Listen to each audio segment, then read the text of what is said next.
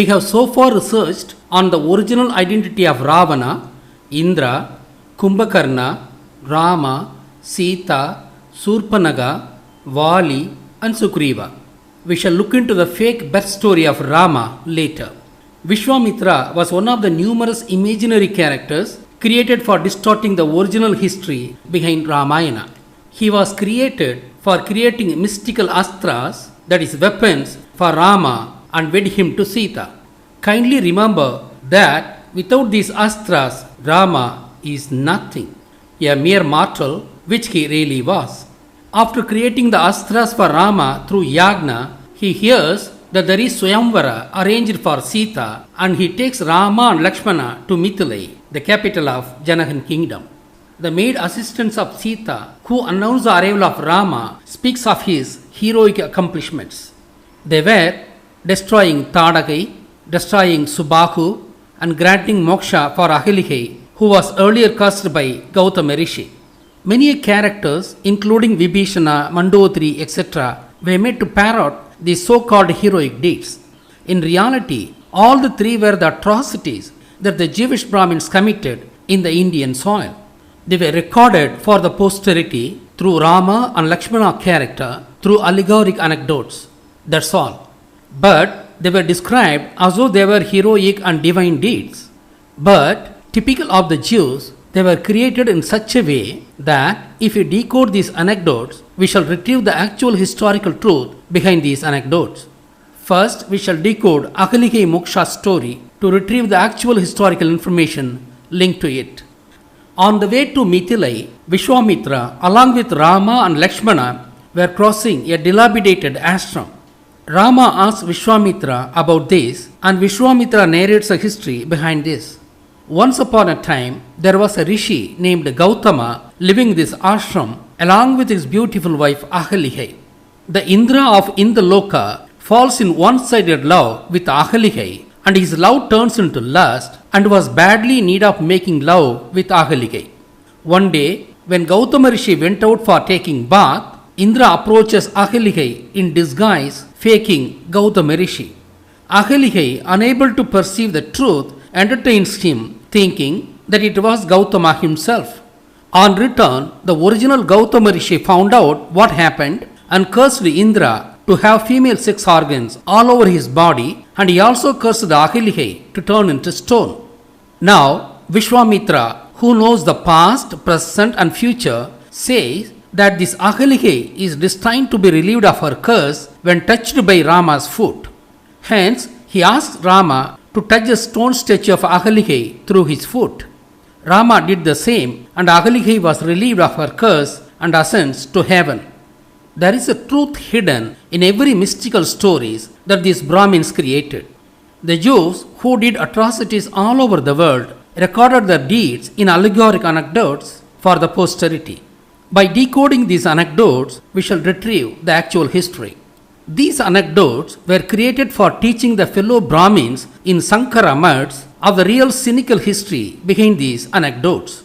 However, the Jews would have never realized that the affected people would also decode these anecdotes and retrieve their original history. We shall now decode Ahalya Moksha anecdote to find the truth.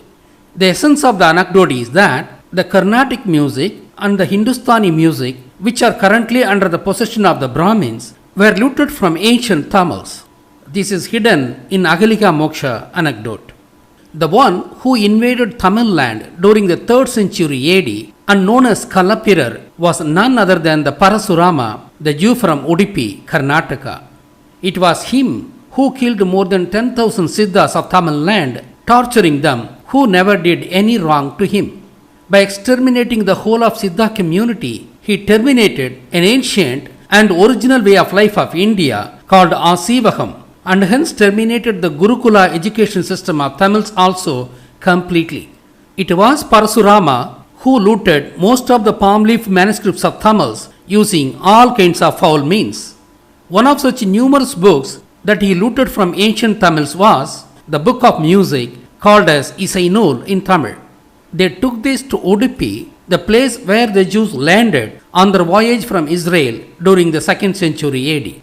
Even though the Udupi Jews looted Tamil music around 4th century AD, they could release it through Purandaradasa as Carnatic music only during the beginning of 16th century. Why did they take such a long time? There are three reasons. 1. These Israeli Jews had to learn Tamil language in its full dimension, including the Tamil Brahmi script. Second, the 7-note Tamil music was highly developed at that time itself, and they found it hard to learn all the nuances of Tamil music. 3. Having originated in the cold Khazar region and having spent a few thousand years later in the arid desert region, their vocal cords could not pronounce Sarigama Padani, the 7 notes of Tamil music, properly. Their vocal cords had to evolve through living in this tropical zone for a longer period so as to properly pronounce Tamil suras, and it demanded at least 1,000 years. To put it short, the necessity of learning Tamil fully, extensive musical nuances of Tamil music, and the incapability of their Palestinian vocal cords are the reasons that they could not release the Jewish version of Tamil music, named as Carnatic music, even after 1,000 years following the route of Tamil music. They learned Tamil music taking long time and through hard effort only. The reason why I am stressing this would be obvious to you soon. They had to work very hard in this respect to fake their superiority over the local population. Hindustani was the North Indian version of Carnatic music. Following this introduction, we shall now take up the Ahalya story. Music and dance originated in Shiva's times itself, that is, more than 20,000 years ago. But in Shiva's times, the percussion music alone prevailed, which Shiva himself invented. Then, during the pastoral times of Murugan, that is, just before the deluge, 7-note music originated in Lemurian continent itself. This originated through wind instrument called Pullangudal, known as flute in English. This 7-note music should have perhaps been incorporated into yar, which is made of metallic strings, either in Murugan's times itself or immediately thereafter. The next stage of development of yar was veena, which was invented by Ravana. Thus, we obviously understand the role of Ravana in the development of music. We also know that in Indra Sabha, Ramba and Urvasi danced their Viraliya Attam, known today as Bharatanatyam.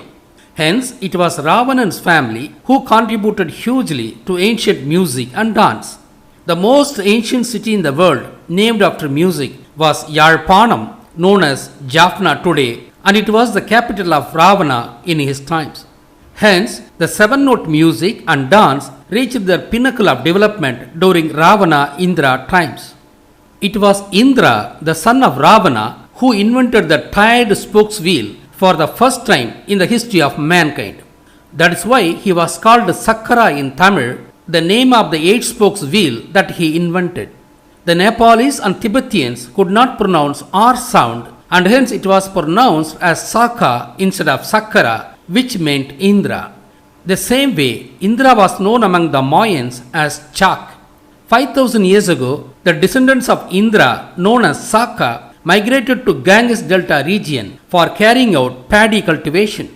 Not only that, in later years, they created a city in the name of music known as Padaliputra as a counterpart of Yarpanam, the Lankan city of music. It was in the Saka clan that Gautama Buddha, also known as Sakya Muni Buddha, was born. He was a son of the royal pair Sudodana, Maya Devi, and Gautama Buddha's given name was Siddhartha. We all know the story of Siddhartha becoming a sannyasi. After prolonged penance, Siddhartha got enlightenment and he created a new way of life called Buddhism. Just like Islam, which banned music for Islamis, Gautam Buddha also banned music for the adherents of Buddhism. He thought that music would be a hindrance in the path to enlightenment. Even though Buddha originated in Saka clan that owned music in North India, that is, despite music being the heritage of Saka clan, we know that Buddha banned music in Buddhism. We shall review the matters discussed so far. Indra was the proprietor of music. Sakyamuni Buddha was a descendant of Indra, the Saka. Hence, Buddha was also the proprietor of music.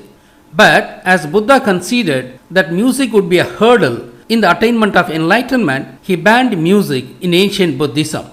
Armed with these basic facts, we shall now decode the story of Ahalya Moksha. Just transpose the Gautam Rishi of Ahalya story as the Gautama Buddha of 5th century BC. Siddha, Muni, Rishi, Arivar are the synonymous terms meaning the same. Gautam Siddha became the Gautam Buddha after he initiated Buddhism following his enlightenment. Hence, the Gautam Rishi of Ahalya story was actually the Gautama Buddha. That's all. Was Ahalya his wife? If not, who is Ahalya? Siddhartha left his wife and his infant son forever and took up sannyasa. Hence, nobody else was his wife till the end of his life. Hence, Buddha did not have any human wife. Ahal plus Isai, Ahalisai, Ahalihai. Ahal means widespread and Isai means music in Tamil. Hence, Ahalihai indicates the widespread music among the Saka clan. Hence, music was metaphorized as a woman and wife of Buddha, the proprietor of music tradition. But Ahalya also belongs to Indra, the originator of Saka clan. Indra obviously loved music in his times and contributed to music and dance. Now, you would have understood the hidden meaning of Ahalya's story. Hence, Indra did not go after the human wife of Buddha and he had none too. It only means that both Indra and Buddha were the proprietors of music in their respective times. The fact that Buddha banned music for Buddhists is cast as Gautama Rishi cursing Ahalya to become stone. But it's a pity that Indra was shown as womanizer and hence also shown as having cursed by Gautama Rishi to have female sex organs all over his body. Why did the Jewish Brahmins bring Indra into this story and defame him? What else? It was Indra who killed Rama in the Ramayana war, perhaps. Hence, the Jewish Brahmins of 5th century AD were taking revenge on Indra for killing their man Rama in Ramayana times. That is why they defamed him and prevented his worship by the Indians ever since. That is why this Ahalya story was included when Sanskrit Ramayana was written during Gupta period.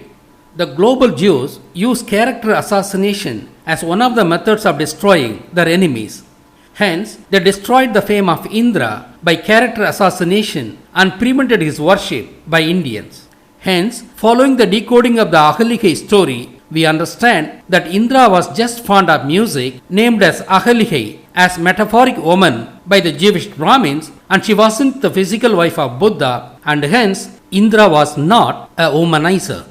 The most important hidden message in Ahalya's story is that Jewish Brahmins looted Tamil music. This they imply by the story that Ahalya was given back life by Rama by touching the petrified Ahalya through his foot. If Rama gave life to the banned music, it means that Jews took over the music of Sakya clan. But they did not take hold of the music of Padaliputra. They took over the music of Madurai. The reason is as follows. The Hindustani classical music originated after 16th century and is perceived as the North Indian version of Carnatic music. I should clarify that the earlier musical form of North India was inherited from the Sakas, the descendants of Indra. The Carnatic music originated through Purandaradasa, the Jew of Karnataka in 16th century. I had already explained that the source of Carnatic music was 7-note music of Tamil and was looted from Tamils by Parasurama during the Kalapura invasion of Madurai. It was looted during the 4th century AD and they could master it only during the 16th century, nearly after 1200 years following their loot. I have to declare an immense truth for the wide public. Despite looting all the treasures from Tamils, the Jewish Brahmins called Tamil as Nisa Bhasha and Tamil music was banned in classical music concerts for the past 400 years and Tamil music took the stage only during the 70s of the 20th century, that is about 50 years ago. During the end of the 20th century, when Tamil musicians took part in musical concerts, the place from which the Tamil musicians performed their music was washed with water and purification ceremony was performed by the Brahmins as that place was adulterated by Tamil music. The Brahmins not only practiced physical untouchability but also the musical untouchability despite looting music from the same Tamils. However, the fact that they looted Tamil music, and the fact that music would soon be the property of the Jewish Brahmins is what is recorded in Ahalya's story. I have to make it very clear. Music was not taken over by the Jewish Brahmins during Rama's times. As Rama was 5000 years senior to Buddha, he could not have given moksha to Ahalya, cursed by Buddha during the 5th century BC. Tamil music was actually taken over during the time Sanskrit Ramayana was written, which is about 5th century AD. As Ramayana story was being written in Sanskrit around that time, this fact was recorded for the posterity in secret language in the name of Rama. That's all. Otherwise, Rama had nothing to do with music. I have to analyze a minute detail here. Ahalya was not a stone floor. It was a human statue. Hence, Rama could have given moksha to Ahalya by touching the stone statue through his hand. Instead, why did Rama give life to it by touching it through his foot? This is to symbolically mean that the Tamil music that they looted was nothing more than the dust in Rama's foot. It shows the level of jealousy that they possessed on ancient Tamils. Kindly remember that they called the South Indians as monkey humans in Sanskrit Ramayana to denigrate them. It's a pity that though they equated Tamil music to the foot of Rama, they nevertheless struggled very hard to learn it, and it took 1200 years for them to master it. I said that music was snatched from Tamils during the Kalapirar period. It was in the same Kalapirar period that more than 10,000 Siddhas were executed cruelly by impaling, trampling under the feet of the elephants, and squeezing in the grinding machines.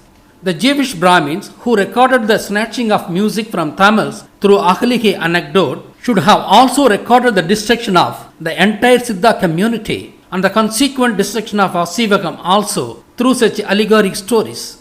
Yes, they have recorded it. They have recorded it not through Rama but through the fictional Dasaratha, the alleged father of Rama. They had conveniently inserted in the story of Ramayana linking the exile of Rama to the curse that originated from the destruction, even though the actual timings were different.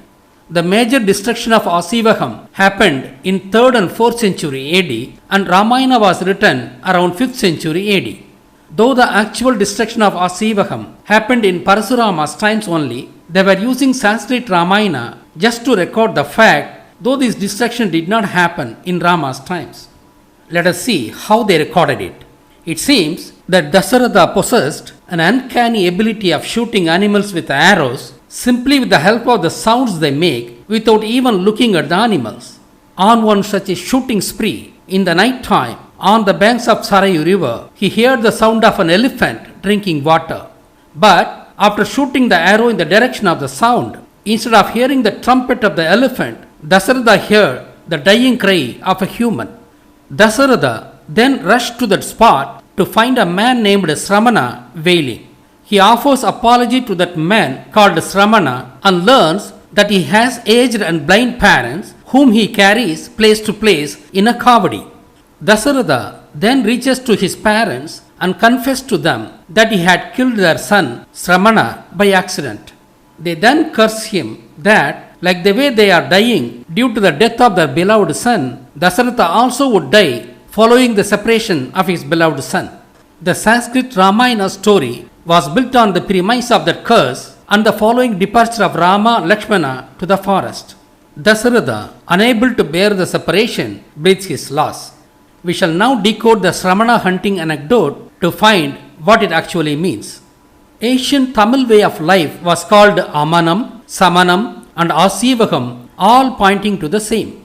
This word Samanam would be pronounced by the Jewish Brahmins as Sramanam. Hence, the Raghukula Dasaratha felling Sramana actually means the destruction of Samanam by the Jewish Brahmins. Kindly note that Sramana is in sannyasi outfit, proving my point. Thus, Sramana means Samana Siddha only.